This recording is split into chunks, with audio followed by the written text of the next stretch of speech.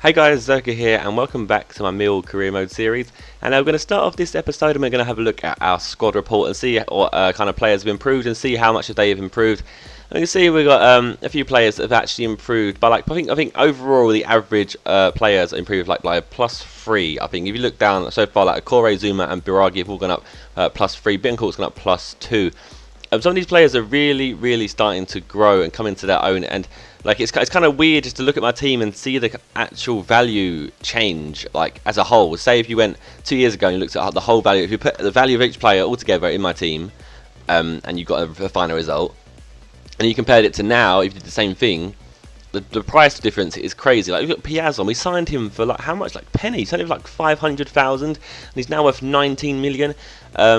Obviously, Vidal we got on loan. We signed him eventually for around 30. I think it was about 30. We signed him for 30 million plus a player, and he's now worth 25 million. We've got Helder Dementes there. Obviously, he hasn't featured that much this season. He's only 17 years old. We got him from the youth squad, so we just scouted him and found him. So that's basically got him for free. Obviously, the only thing we paid for him is his wages. Actually, I think you paid 20,000 to sign someone initially. And he's now worth 5.5 million. So some of these players have just gone crazy in the amount of value they've got. So it's very interesting to see, like if I sold my whole team, how much money I would actually have right now. I probably could go out and I could buy a lot better team than I've got. I don't know, actually, I'm really happy with my team, not going to change that. We're now going to look at our scout report from the English scout that's gone out and found all the players, the English scout that is scouting England. And you're going to see that some of these players have got some really high, both minimum and maximum potentials. Look, we've got Will Pursehouse here. I believe he was like 15 or 16. He had a maximum of 94, but a minimum of like 80. So it's like kind of guaranteed that you've got a player of a high value there. So that's what I was kind of looking for, to make sure that I had players that were at least going to hit an acceptable minimum potential. Obviously, they've got players like here, like Sean Andrews said he was like maximum 94, or look at Proctor. He's got a minimum of 67 and a maximum of 93. It's a big range difference, so you have to kind of be careful with the kind of players you sign. But I'm keeping a close tabs on the players I've got in my youth squad, and hopefully I'm seeing if I can bring some of them actually in, like I've done with Dementes. See if I can bring any of them in and actually put them into my squad, because I think I like the whole homegrown feel of like trying to improve your squad. Obviously, it's always nice to go out and splash some cash on like a player, and that's obviously sometimes the most interesting part of career mode, both viewing and playing wise, is the transfers.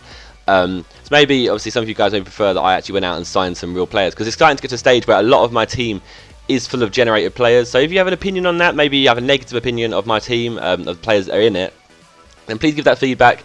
Feedback as always is always appreciated.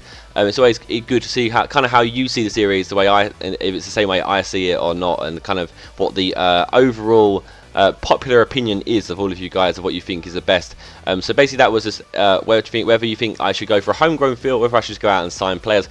And the thing is, I guess I can't really talk yet, because depending on where I finish this season, we'll then decide how much money I get given into the season, which then obviously then decide how much money I get when I start the next season, and what my transfer budget will be for next season. And obviously you never know if I'm going to sell some players, and then that could all decide. So obviously if I have 30 million in the bank for my transfer budget, I'm not just going to not go out and sign some players. So we'll see what happens. Anyway, we're playing against Aston Villa here, and you can see we were actually 1-0 down. A bit of a poor goalkeeping from Cragno actually to let them score there. We did actually equalise there around quite late in the game actually.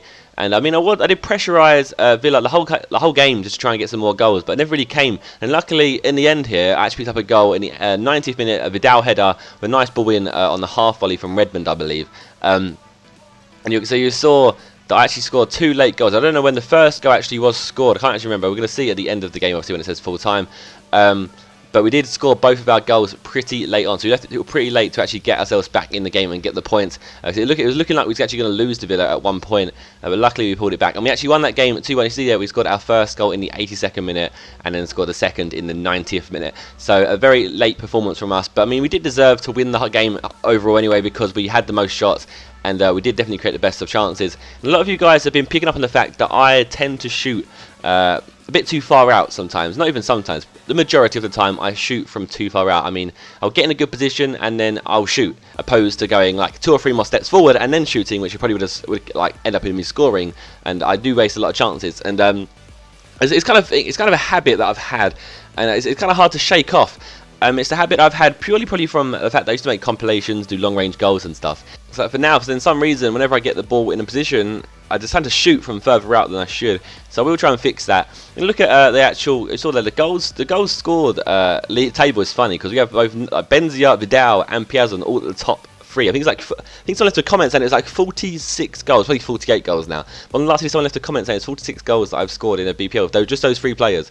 You look at something that some of you guys asked us to do is point out the players that had the highest overall. So this is them on the screen right now. People you would expect really: Messi, Ronaldo, Lloris, Iniesta, and Aguero. But only players above 90 at this current moment in time. We now move on into our second game of the episode against Norwich, and I actually gave Steer the chance in this game. Because obviously Norwich is his old team, so I thought I'd give him a chance. Because a little news article flashed up saying Steer to meet his old team. Well, Steer to face his old team, so I thought I'd give him a chance and see what he could do and see if he could prove himself against his old teammates. So obviously the camera's on him at the beginning of the game, and that's why I just shown that there. And we started off pretty well, I think. Redmond plays the ball into Piazon there. Piazon with the ball gets tackled, then picks up the ball again and then plays to Benzia. Benzia plays it to Redmond, who then cuts inside and finishes up to make it 1-0 within 4 minutes into the game. And if he was online right now, Norwich would have rage quit, but we're not. We're in career mode, so that means it's always a great start. If you get an early goal in career mode, the computer just crumbles, and that didn't actually happen in this game. Now, usually it's happened in the past where if I've got a goal in the first 10 minutes, I usually go on to win like 3 or 4-0 upwards. I think most of you guys remember the game that I played against QPR where I scored like 2-3 minutes in and I went on to win 7-0.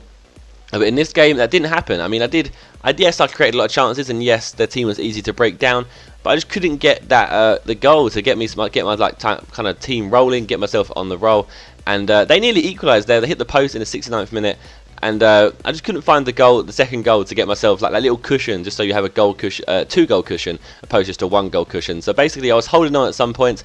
You see that I created a ton of chances. This wouldn't go in for me. Dementes getting the rebound there from his own shot, but headering it just narrowly wide. Dementes again featuring, and then playing into Vidal. Vidal then turns, does a lob through ball to Lecointe, who volleys it first time, but that goes pretty wide. And it's a pretty poor finish, to be honest. And that game actually ended 1-0. So I was happy with that. Steer kept a clean sheet against his old team, so I'm sure he'll be happy with that as well. And I'm happy with the fact that he just didn't make any mistakes. He didn't just do the thing he did against Chelsea and just drop the ball or something.